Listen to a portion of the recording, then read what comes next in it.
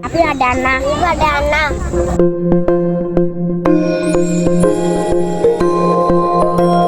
ఇదే కదా నీ కథ, ముగింపులేనిదై సదా సాగదా.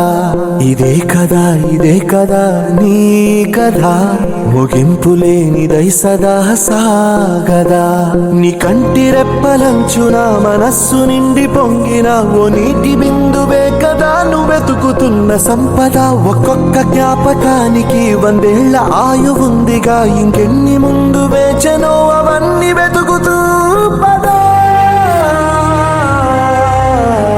మనుష్యులందు నీ కథ మహర్షిలాగా సాగదా.